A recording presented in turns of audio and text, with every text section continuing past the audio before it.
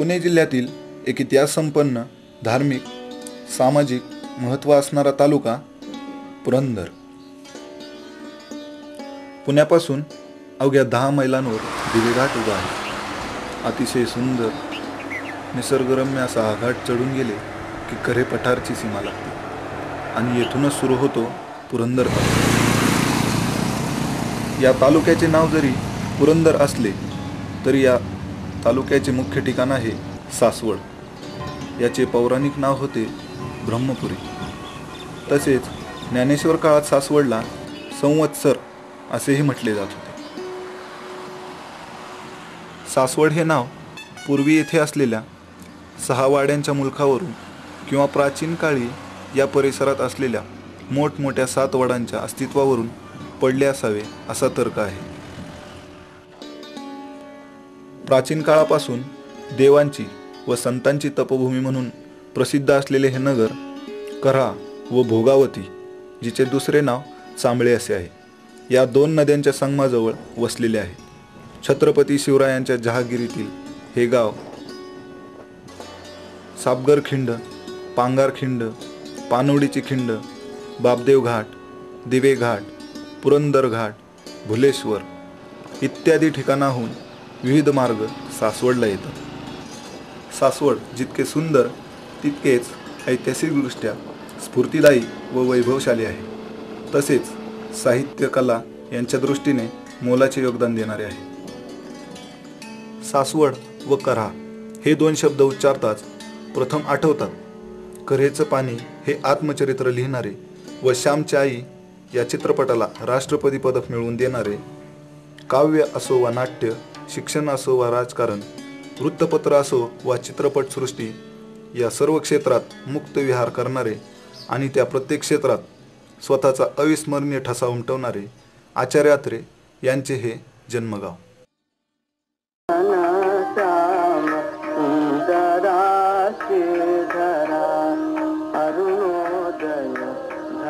या प्रसिद्ध, प्रसन्न, सात्विक, श्रद्धामय अमरभूपाळीने मराठी वाङ्मयात अजरामर झालेला होनाजी व त्याचा साथीदार बाळा हे अनेक वर्ष सासवड येथेच वास्तव्यास होते. होनाजीचा अंतही येथेच झाला. पेशव्यांच्या 3.5 शहाण्यांपैकी एक शहाणा सरदार सखाराम बापू बोकील, तसेच सरदार बाळाजी कुंजीर व सरदार अंबाजीपंत पुरंदरे याच मातीतले. शक्ती आणि भक्ती याचा सुरेख संगम सासवड येथे झालेला दिसून येतो. प्राचीन काळापासून सासवड हे ठिकाण ज्ञानदेवांचे धाकटे बंधू श्री संत सोपानदेवांच्या समाधीमुळे अतिशय विख्यात व पवित्र झाले आहे. सासवडच्या पश्चिमेस भोगावती नदी, जिला चांबळी नदी या नावाने सध्या ओळखले जाते, तिच्या काठावर सोपानदेवांची समाधी आहे.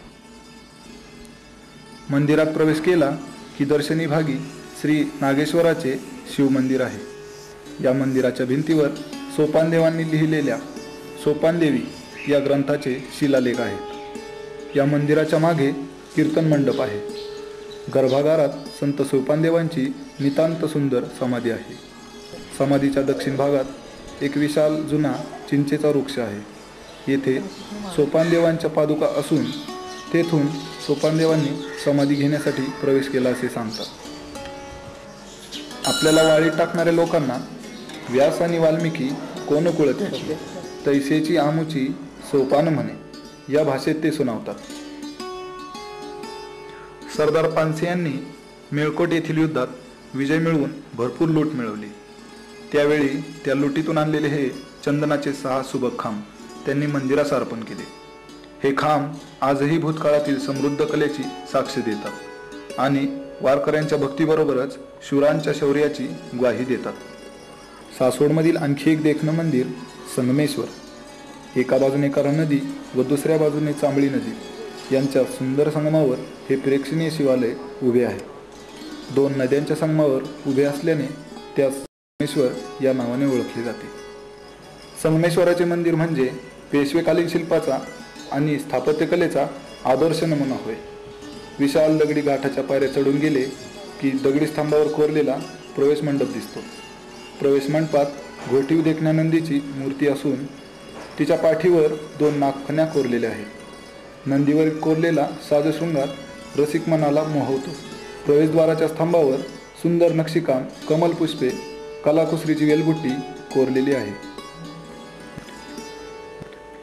मंदिराच्या मागील बाजूला सुबक रेखीव नक्षीकाम, चक्रे व घाटदार कोरीवकाम मन आकर्षित करते. एकूणच मंदिराचे सौंदर्य सुरम्य स्वप्नाप्रमाणे मोहक भासते.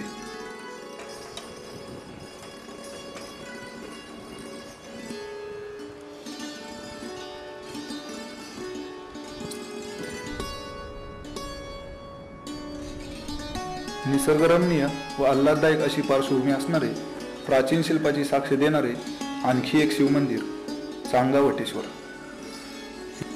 या शिवालयास प्रथम नीलकंठ नाव होते, नंतर त्यास वटेश्वर हे नाव पडले. ज्ञानेश्वरांच्या काळातील महान योगी चांगदेव येथे अनेक वर्ष वास्तव्यास होते, म्हणून यास चांगावटेश्वर म्हणतात. प्रवेशद्वारातून प्रवेश करताच प्रशस्त दगडी प्राकार लागतो. 30 चौकोनी अखंड स्तंभावर हा मंडप उभा आहे. या स्तंभावर तपस्वी, दधिमंथन करणारी स्त्री, गरुड, युगुल, लढत असलेले मल्ल, 3 नर्तकी असे शिल्प कोरलेले आहे. तसेच चित्रविचित्र आकर्षक सौंदर्याकृती, कमलपुष्पे, शृंखलाच्या माळा, नृत्यांगना यांचे सुबक कोरीवकाम केलेले आहे. याशिवाय अश्व, हत्ती, वाघ, पोपटासारखे पक्षी यांचे शिल्पकाम मोहित करते.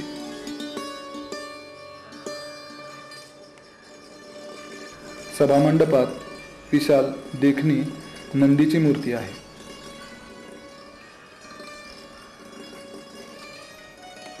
सभामंडप ओलांडला की चौकोनाकृती मध्य गाभारा आहे. हा गाभारा षाडप स्तंभावर उभारलेला असून प्रत्येक स्तंभावर कलाकुसर केली आहे.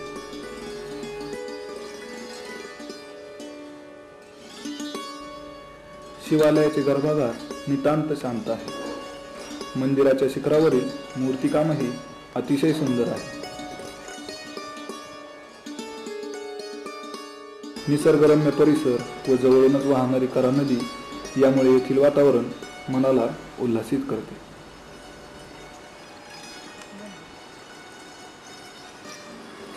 पहिले पेशवे बाळाजी विश्वनाथ यांची समाधी आहे.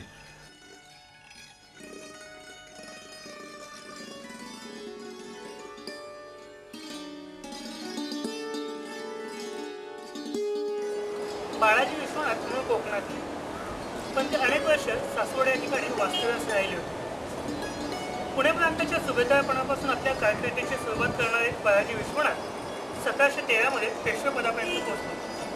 छत्रपती शाहू महाराजांनी त्यांना पेशवाईची वस्त्र बहाल केली होती. बाळाजी पंतांनी अत्यंत अवघड काळात इमानदारीनं आणि निष्ठेनं छत्रपतींच्या गादीची निष्ठेनं सेवा केली.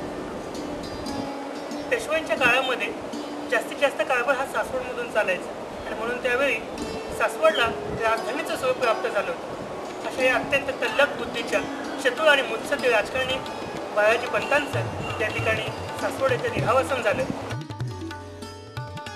ही आहे छत्रपती शिवाजी महाराजांचे पहिले सरसेनापती बाजी पासलकर यांची समाधी. फत्तेखानाबरोबर झालेल्या बेलसर येथील युद्धात प्रत्यक्ष छत्रपती शिवाजी महाराजांनी खानाच्या सैन्याची दानादान उडवली. पळून जाणाऱ्या खानाच्या सैन्याचा बाजी पासलकर यांनी सासवडपर्यंत पाठलाग केला. यामध्ये विजय मिळाला, पण वयाची 60 ओलांडलेला हा महान योद्धा धारातीर्थी पडला. त्यांना छत्रपती शिवाजी महाराजांनी यशवंतराव हा किताब दिला होता. या महान योद्ध्यास आमचा मानाचा मुजरा. पुरंदर तालुक्यात करेच्या काठावर जागोजागी प्राचीन शिवमंदिरे आहेत. अगदी चालुक्य, यादवांच्या काळापासून ते पेशवाईपर्यंत वेगवेगळ्या कालखंडात ही मंदिर निर्मिती झाली. यातीलच एक देखणं एकांत असलेलं मंदिर ते म्हणजे पांडेश्वर. सुंदर परिसर, प्राचीन बांधकाम शैली, त्यावरील शिल्पकाम आणि अद्वितीय शिवलिंग ही पांडेश्वरची खास वैशिष्ट्ये. जेजुरीपासून सुमारे 10 ते 12 किलोमीटर अंतरावर हे मंदिर आहे.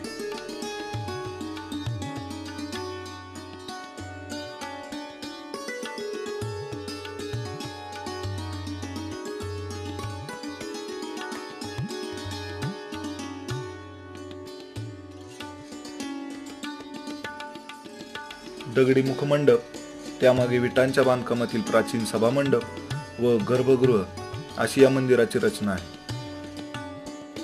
यातील सुरुवातीचा दगडी मुखमंडप एखाद्या कोरीव लेणीप्रमाणे आहे.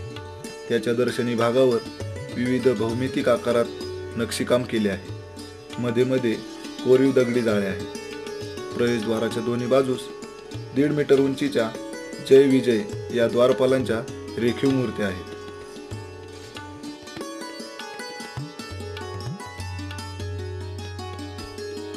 कोरीव खांबावर साकारलेल्या या मंडपात 24 कोनाडे आहेत. या दगडी मुखमंडपाची शैली तसेच द्वारपालाची रचना पाहता हे बांधकाम चालुक्याच्या काळातील असावे असे वाटते.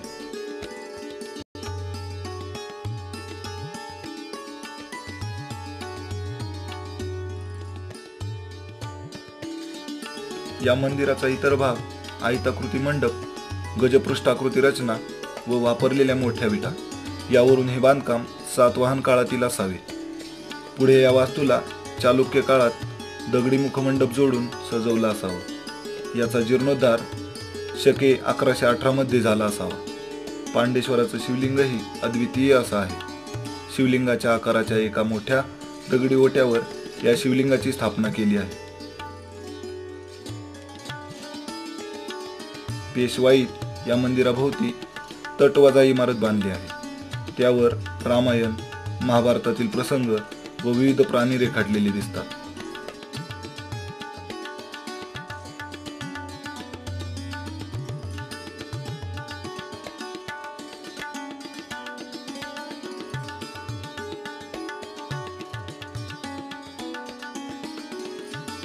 पांडेश्वराच्या मंदिराभोवतीचा शांत निसर्गरम्य परिसर मन गुंतवून ठेवतो.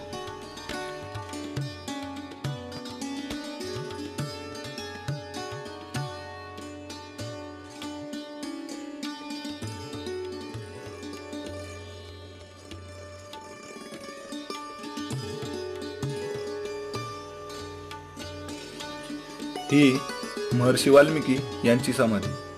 अगणित माणसांना लुबाडून त्यांचे मुडदे पाडणारा वाल्या कोळी, आपल्या उत्पन्नात वाटेकरी होणारे सगळे सोयरे आपल्या पापात मात्र वाटेकरी होण्यास तयार नसतात.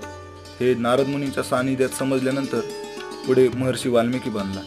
इतकेच नव्हे तर ज्ञानाची मक्तेदारी उच्चवर्णीयांच्या हातात असताना रामायणासारखे अजरामर महाकाव्य लिहिणारा तो पहिला दलित साहित्यकार होता असे म्हणावे लागेल.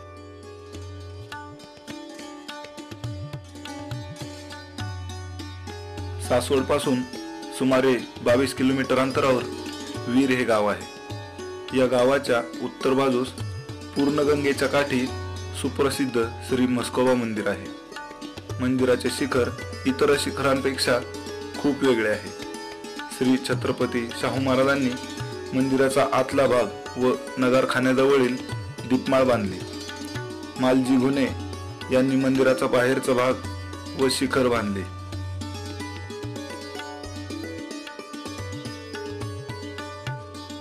मंदिराचे प्रवेशद्वार चांदीच्या पत्र्यावरील सुबक नक्षीकामामुळे सुंदर दिसते. मंदिराच्या गाभाऱ्यात शाडूचा मोठा घोडा आहे.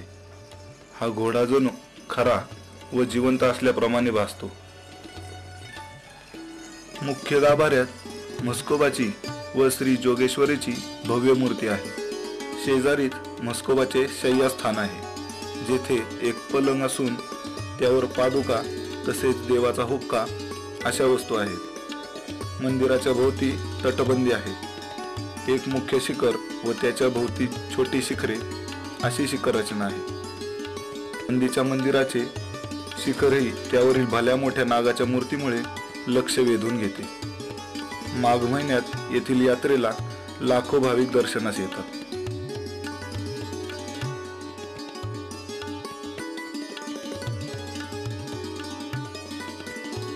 उंच डोंगरावर असणारे कानिपनाथ मंदिर प्रसिद्ध आहे. नवनाथांपैकी एक असणारे कानिपनाथ यांचे हे तपश्चर्या करण्याचे ठिकाण होते असे सांगितले जाते.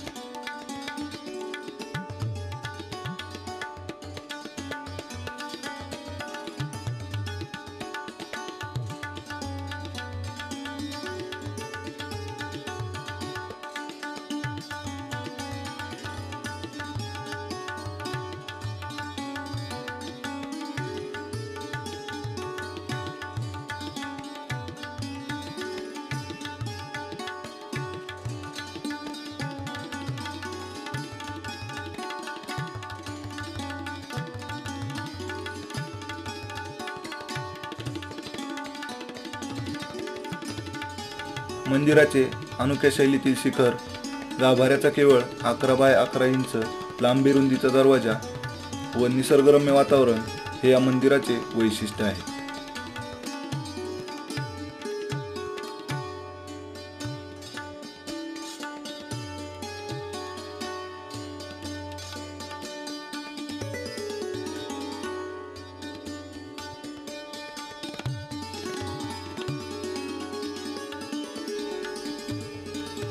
पुरंदरमधील उत्कृष्ट वास्तुशिल्पाचा नमुना म्हणजे नारायणपूर येथील श्री नारायणेश्वराचे मंदिर होय.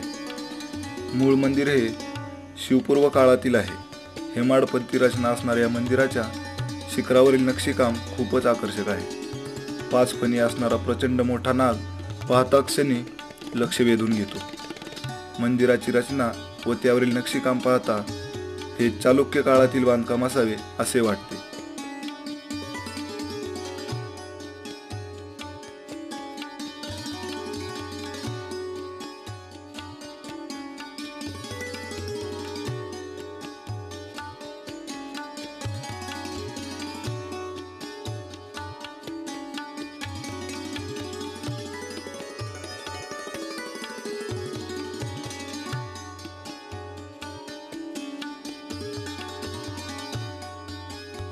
मंदिराच्या प्रवेशद्वारावरील सुबक मूर्तिकाम, सिंह व नक्षीकाम तर देखणे आहेच. याशिवाय मंदिराच्या बाहेरील भिंतीवरील नाजूक देखणी शिल्पकला, शिखररचना यामुळे हे मंदिर अतिशय मनमोहक प्राचीन कलेची साक्ष देते.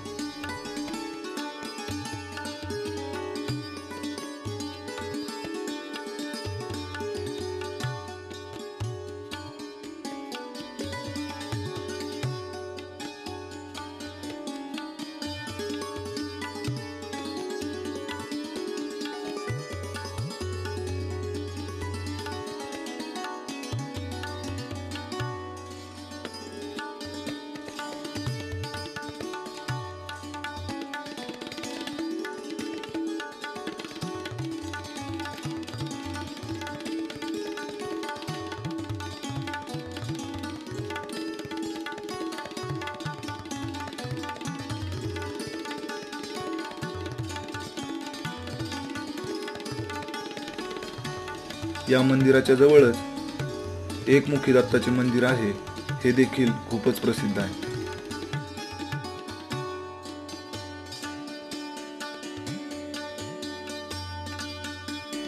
पुरंदर तालुक्यातील अगदी अलीकडच्या काळात बांधलेले सुंदर व देखणे असे हे केतकावळे येथील बालाजीचे मंदिर होय.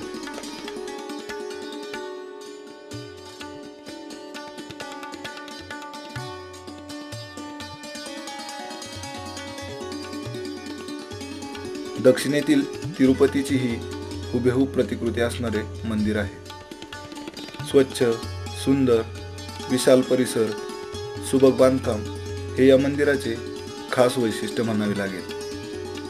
दक्षिणात्य मंदिराची आकर्षक शिखररचना पाहता क्षणी मोहित करते.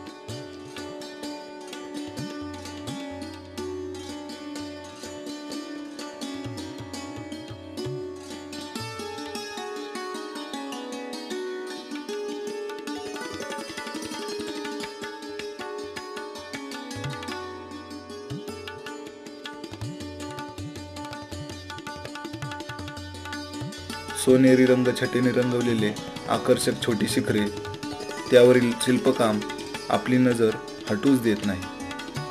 नेहमीच्या वर्दळीच्या ठिकाणापासून दूर निसर्गरम्य परिसराच्या सानिध्यात असणारे हे मंदिर भाविकांना तसेच निसर्गप्रेमींना आकर्षित करून येते.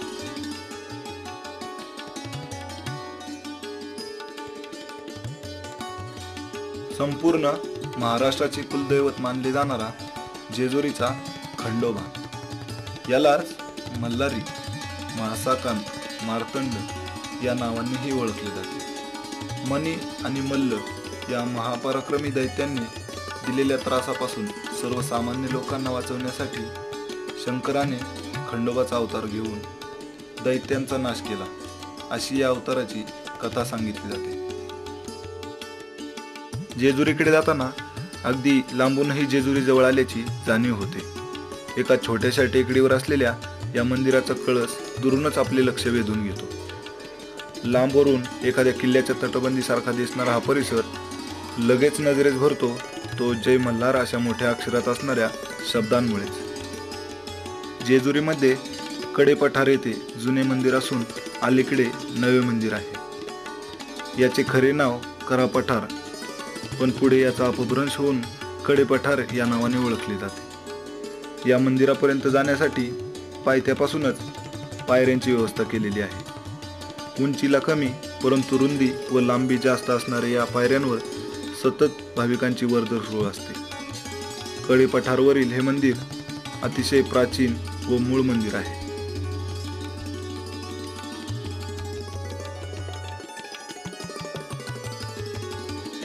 मंदिरासमोर दगडी मेघडंबरीत नंदीची मूर्ती असून येथील कासव आगळ्या वेगळ्या रूपात दिसते. प्रवेशद्वाराजवळील जय विजय यांच्या मूर्तीतील वेगळेपणा पाहता क्षणीच नजरेस भरतो.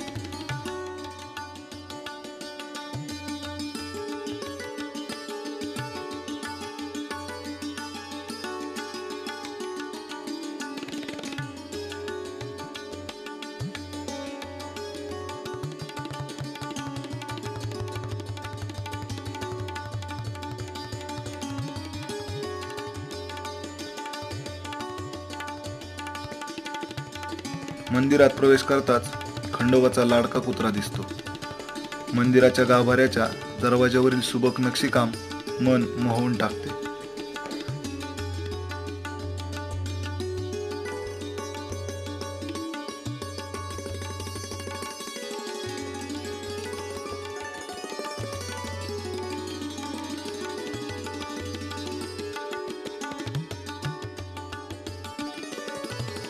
गाभाऱ्यात खंडोबा आणि म्हाळसा यांची स्वयंभूलिंगे आहेत. तसेच खंडोबाची नितांत सुंदर लक्षवेधक मूर्ती असून त्यांच्या हातात त्रिशूळ, खडक व डमरू आहे.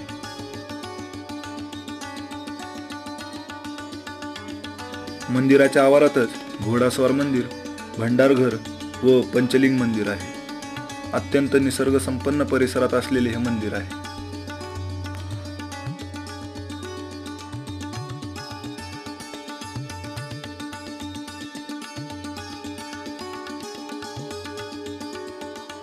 परंतु भक्तांची अडचण दूर होण्यासाठी खंडोबा या नव्या मंदिरात राहायला आले असे मानले जाते.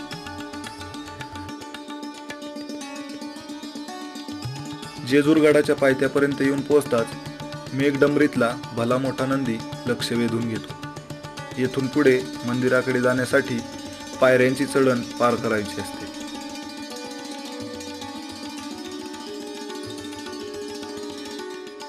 थोडेसे अंतर चढून वर आलो की घोड्यांची पागा दिसते. अश्व हे खंडोबाचे वाहन असल्यामुळे त्याच्या देखभालीसाठी गडावरची ही स्वतंत्र जागा. गडाच्या वाटेवरच पुरंदरचा सुपुत्र आद्य क्रांतिकारक उमाजी नाईक यांचा हा चित्ताकर्षक पुतळा नजरेस येतो. निम्मा गड चढून गेल्यावर एके ठिकाणी खंडोबाची दुसरी बायको बानाईचे छोटेसे मंदिर दिसते. बानाई ही धनगर जातीतली होती. आपण पायऱ्या चढत असताना दुतर्फा असणाऱ्या अनेक छोट्या मोठ्या दीपमाळा आणि जागोजागी आपल्या स्वागतास सज्ज असलेल्या दगडी कमानी हे जेजुरीचे आणखी एक वैशिष्ट्य म्हणावे लागेल. या वाटेवरच खंडोबाचे दोन मंत्री हेगडी व प्रधान यांची मंदिरे आहेत. हेगडी हा धनगर तर प्रधान हा वाणी समाजातले होता. नगारखान्यातून पुढे जाताना मंदिराचा बुलंद दरवाजा प्राचीन काळातल्या मजबूत आणि टिकाऊ बांधणीची साक्ष देतो. शेवटची पायरी ओलांडली की एका भव्य मोठ्या प्रांगणात आपण प्रवेश करतो.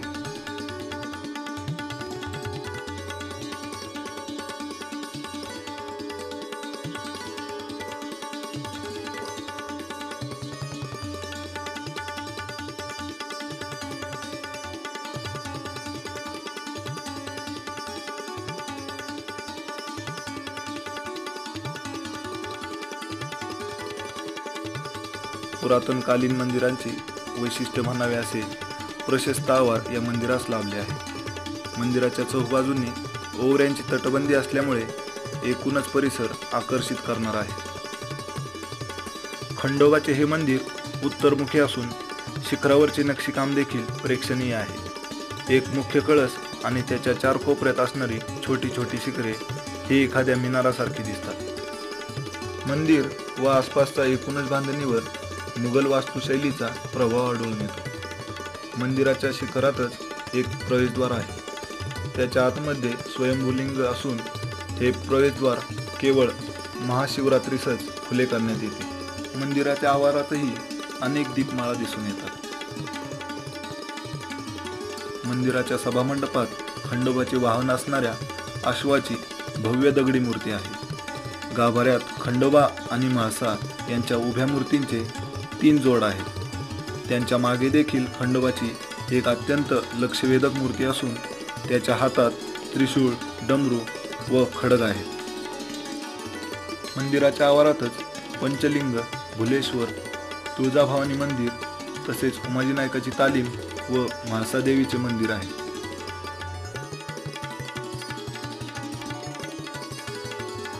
मंदिराच्या प्रवेशद्वाराजवळ या गडाचा किल्लेदार श्री यशवंतरावाचे मंदिर आहे।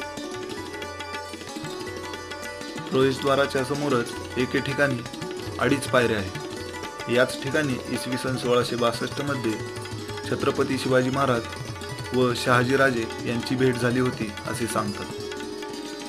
मंदिरात गेल्यावर 1.5 मीटर उंचीचा आणि 10 सेमी रुंदीचे पाते असणारा खंडा अगदी आवर्जून पाहायला हवा। खंडा म्हणजे तलवार। ही तलवार सरदार पानसेंनी देवस्थानास अर्पण केली। 42 किलो वजनाची ही तलवार त्यांनी प्रत्यक्ष युद्धात वापरल्याचे सांगितले जाते। दसऱ्याच्या दिवशी ती तलवार एका हाताने जास्तीत जास्त वेळ धरण्याची स्पर्धा भरवली जाते।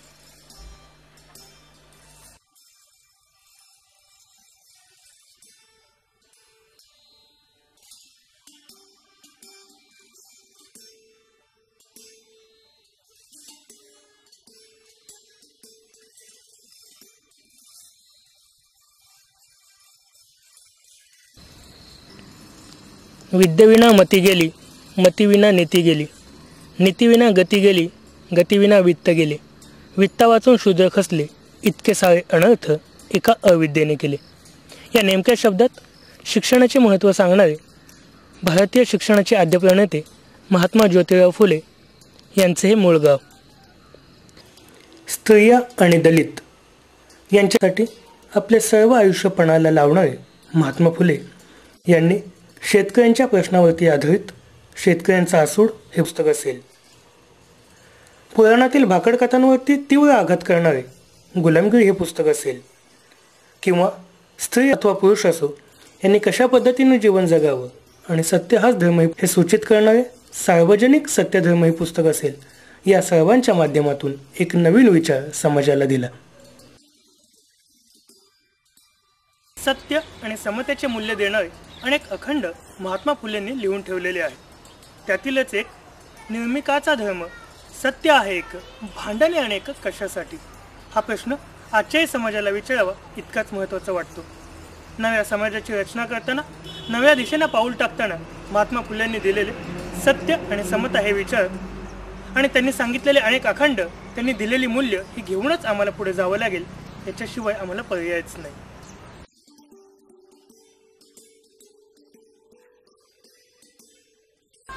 लोकमान्यांच्या निधनानंतर गांधी युगास प्रारंभ झाला। 1930-31च्या सत्याग्रहानंतर गांधीजी साबरमतीच्या आश्रमातून बाहेर पडले, अगदी निश्चय करून बाहेर पडले। जोपर्यंत या देशाला स्वातंत्र्य मिळणार नाही तोपर्यंत पुन्हा या आश्रमात पाय ठेवणार नाही अशी त्यांनी प्रतिज्ञाच घेतली। त्यानंतर संपूर्ण देशभर कार्यकर्त्यांचं जाळं निर्माण करण्यासाठी माणसं पाठवण्यात आली। महाराष्ट्रातही असं एखादं केंद्र चालू करावं असा विचार आला आणि मग देशभक्त शंकरराव देव यांनी सासवड या ठिकाणी या आश्रमाची सुरुवात केली। प्रेमाताई कंटक यापूर्वी साबरमतीच्या आश्रमात असत। गांधीजींशी विचारविनिमय करून शंकरराव देव यांनी त्यांच्याकडे आश्रमाची जबाबदारी सोपवली।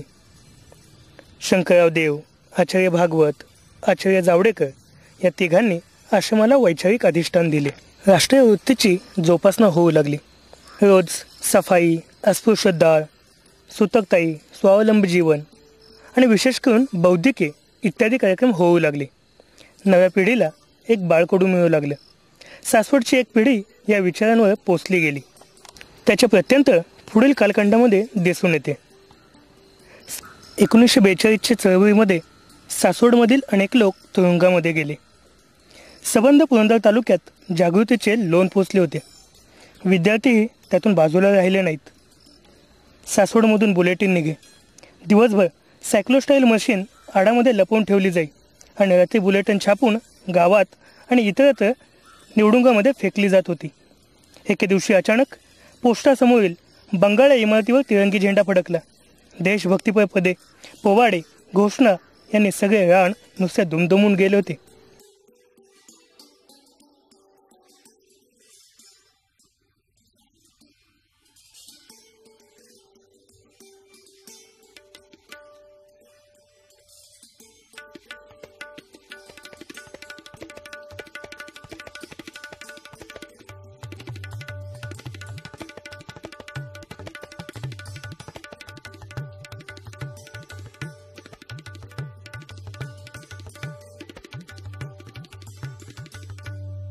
अखिल भारतीय नेत्यांच्या येण्या जाण्याने व कार्यक्रमामुळे सासवडचा परिसर एकेकाळी इतका गजबजून गेला होता की त्यामुळे पुरंदर तालुक्याला महाराष्ट्राचा बारडोली असं समजलं जाई.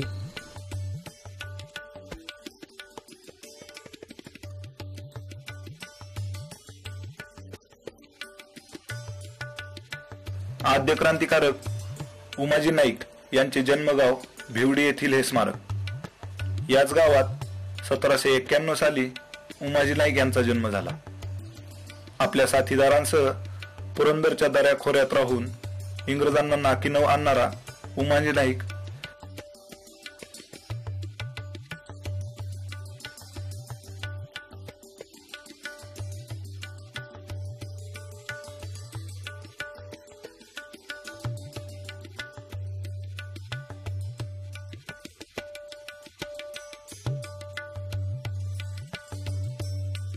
फेब्रुवारी 1831 रोजी इंग्रज सत्तेविरुद्ध जाहीरनामा काढला.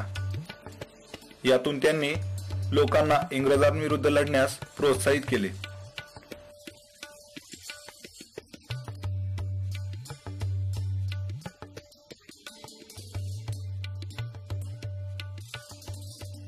फितुरीमुळे सापडलेल्या उमाजी नाईक यांना इंग्रज सरकारने पुण्यात शिवाजी चौकातील तहसील कार्यालयाच्या आवारात 3 फेब्रुवारी 1832 रोजी फाशी दिली.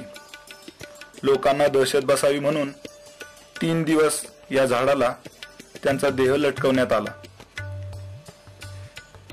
पण त्यांच्या या बलिदानातून व कर्तृत्वातून अनेकांना देशभक्तीची प्रेरणा व स्फूर्ती मिळाली. सासवडपासून सुमारे 25 किलोमीटर अंतरावर असणारे माळशिरस येथील हे भुलेश्वराचं मंदिर.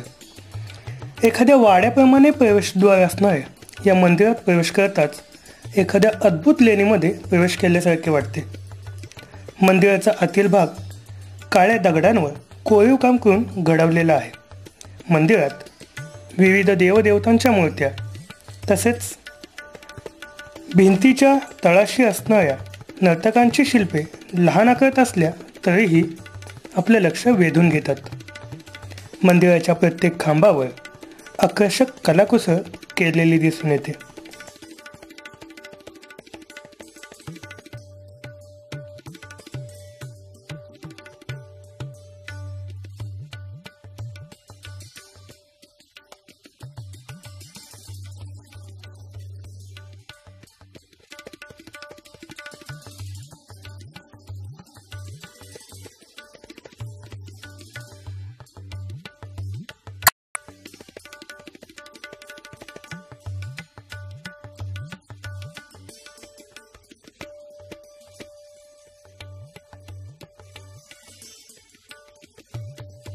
ध्यानस्थ असणाऱ्या तपस्वींची विविध भावमुद्रा तसेच घोटीव दगडांपासून साकारलेला भला मोठा नंदी आपलं मन मोहावून घेतो.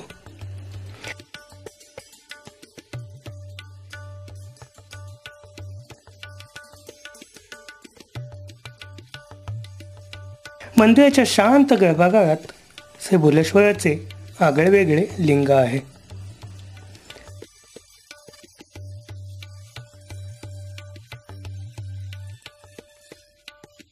सुबक कोरीवकाम केलेली छोटी मंदिरे तसेच विविध आकारातील अनेक आभूषणांनी नटलेली देवदेवतांची आखीव आणि रेखीव शिल्पे आहेत.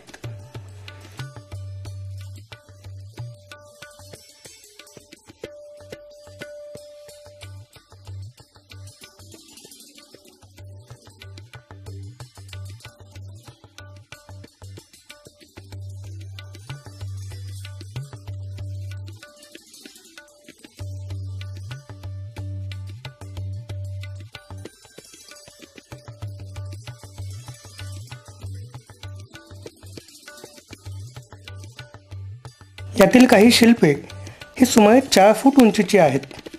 परकीय आक्रमकांनी यातील बहुतांश शिल्पे फोडली असली तरी त्यांचे उरलेले अवशेष सुद्धा आपल्याला प्राचीन उत्कृष्ट कौशल्यपूर्ण शिल्पकामाची आणि सुंदरतेची साक्ष देतात. तसेच महाभारत, रामायण यातील विविध प्रसंग मानवी जीवनाची झलक दाखवतात.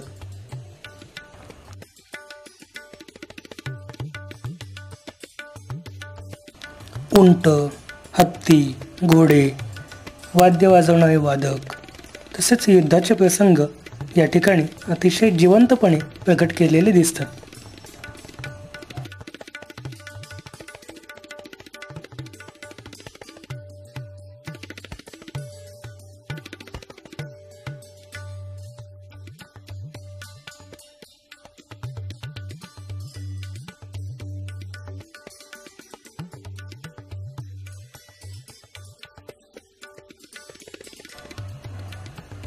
यांच्या शिखरावरील सुबक कलाकुसर व एकूण रचना यावर मुघल वास्तुशैलीचा प्रभाव असल्याचे जाणवते. शिखरावर असणारे सुबक रेखीव नक्षीकाम अत्यंत मनमोहक आहे.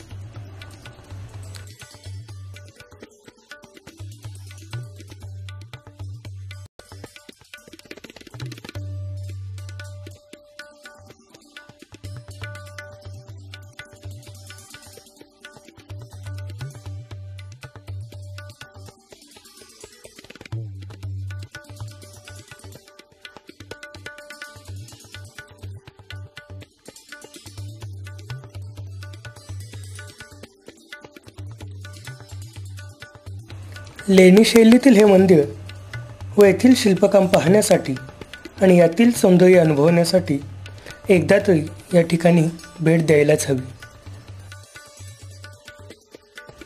मल्हारगड नावाचा किल्ला पुण्यात आहे याची बहुधा कुणाला कल्पना नसते. बहुतेकांचा जेजुरीगड म्हणजेच मल्हारगड असाही समज असतो. पण सासवडपासून जवळच सोनोरी या गावामध्ये असणारा मल्हारगड हा महाराष्ट्रात बांधला गेलेला शेवटचा किल्ला आहे. 1757 ते 1760 या कालावधीत पेशव्यांच्या तोफखान्याचे प्रमुख भिवराव पानसे आणि माधवराव पानसे यांनी या गडाची निर्मिती केली. गावात पोहोचल्यावर गडीचे भव्य बुरुज आणि दरवाजा दिसतो. या दरवाजासमोरून डावीकडे जाणारा मार्ग थेट गडावर जातो. गडावर पोहोचताक्षणी मोठा बुरुज नजरेस भरतो. त्याच्या मागेच असणाऱ्या बुरुजात महाद्वार आहे. तेथून थेट आत गेल्यावर बालेकिल्ल्यात प्रवेश होतो.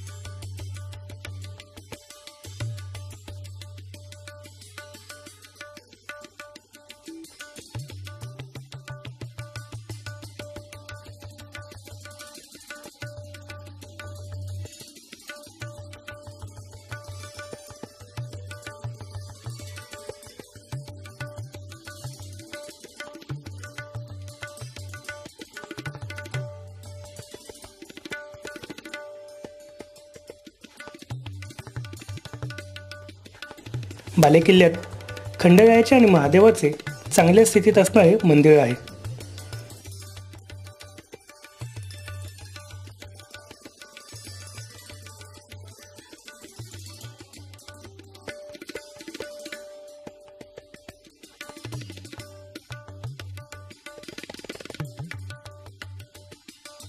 मंदिराच्या मागे गडावरचा चौकोनी बांधीव तलाव आहे.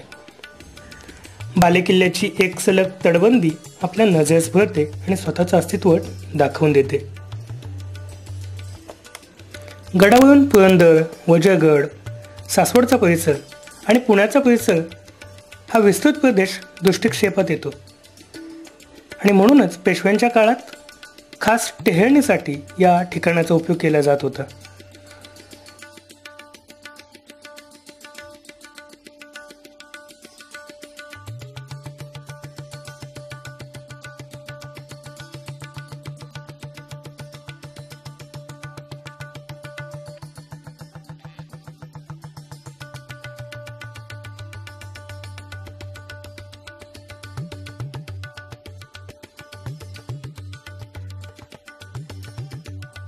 या गडाच्या बाबतीत जाणवणारी आणखीन एक महत्त्वाची गोष्ट म्हणजे या परिसरात कुठेही मानवाचे अस्तित्व दाखवणाऱ्या वाईट गोष्टी अर्थात प्लॅस्टिकच्या पिशव्या, गुटख्यांच्या पुड्या, बिस्किटांच्या पुड्यांचे कागद अशा कुठल्याही गोष्टी आढळत नाहीत. आणि म्हणून एका अर्थानं मल्हारगडाला प्रदूषण विरहित किल्ला असं म्हणावं लागेल. छोटा असला तर देखील या किल्ल्याला भेट देणं ही नक्कीच एक आनंद यात्रा ठरू शकते.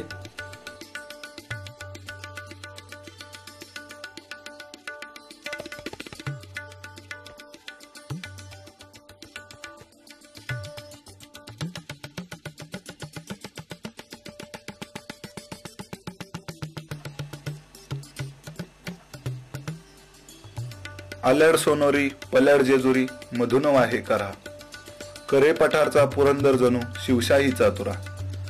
छत्रपती शिवरायांच्या उत्तुंग कर्तृत्वाचा साक्षीदार असणारा हाच तो पुरंदर किल्ला. पुराणात पुरंदरला इंद्रनीळ पर्वत असे नाव होते. पुरंदर म्हणजे स्वराज्यातील एक अत्यंत तोलदार, बुलंद, बाका किल्ला. पुरंदर किल्ला पहिला बहामनी राजा अल्लाउद्दीन हसन गंगू याने इसवी सन 1350 मध्ये बांधला. त्यानंतर हा किल्ला सुमारे 100 वर्षांपेक्षा जास्त काळ निजामशहाच्या ताब्यात होता. या काळात हा किल्ला कोणाही सरदाराला जहागिरीत न देता त्यांनी स्वतःच्या ताब्यात राखून ठेवला. पुढे मात्र बहादूर निजामशहाने शिवाजी महाराजांचे आजोबा मालोजी भोसलेंना जहागिरीत दिला. त्यानंतर शहाजींनी आदिलशहाची चाकरी पत्करल्यावर हा किल्ला आदिलशहाच्या ताब्यात गेला. शिवाजी महाराजांनी हा किल्ला निळकंठराव सरनाईक यांच्याकडून स्नेहापोटी मिळवला.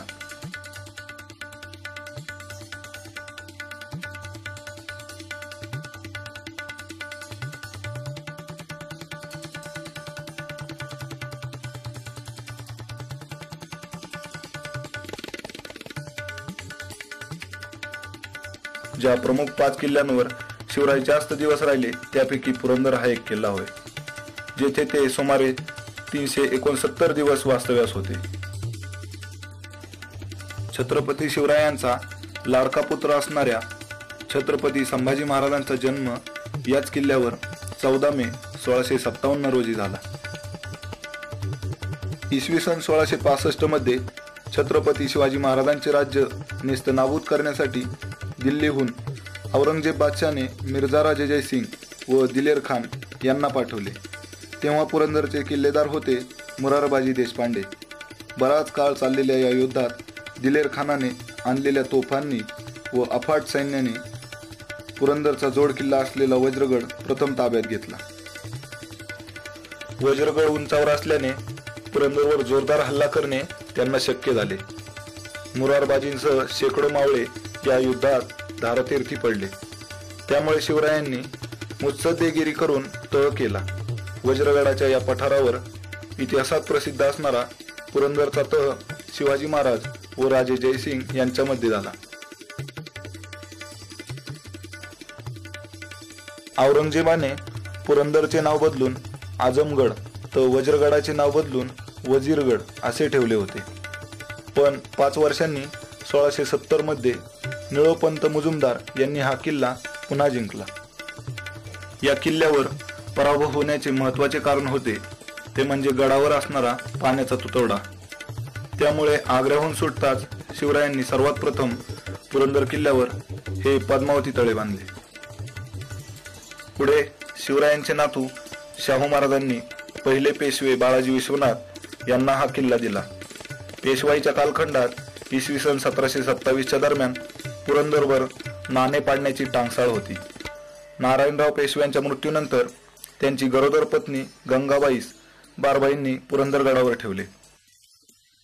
येथेच त्यांनी 18 एप्रिल 1774 या दिवशी मुलाला जन्म दिला, ज्याचे सवाई माधवराव असे बारसे करून त्याच्या नावाने नाना फडणवीस व सखाराम बापू बोकील यांनी राज्यकारभार सुरू केला.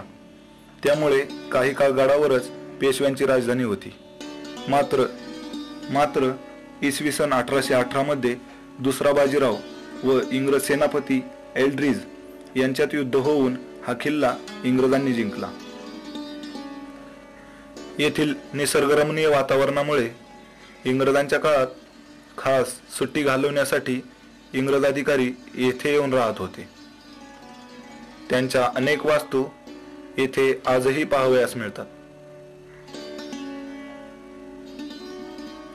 तसेच दुसऱ्या महायुद्धात अनेक जर्मन युद्धकैद्यांना येथे बंदी म्हणून ठेवण्यात आले होते. मध्यंतरी काही काळ या ठिकाणी सैन्याचे प्रशिक्षण छावणी होती. अशा रीतीने गडाचा इतिहास अत्यंत स्फूर्तिदायी व प्रेरणा देणारा आहे. आजही या स्थळी गेला असता तेथे वाहणाऱ्या वाऱ्यातून, गडावरच्या पथरांमधून, पाना फुलांमधून आपणास वीरगाथेचे सूर ऐकू येतील. पण हे पाहणारे डोळे, ऐकणारे कान व ते समजावून घेणारे संवेदनशील मन असण्याची गरज आहे.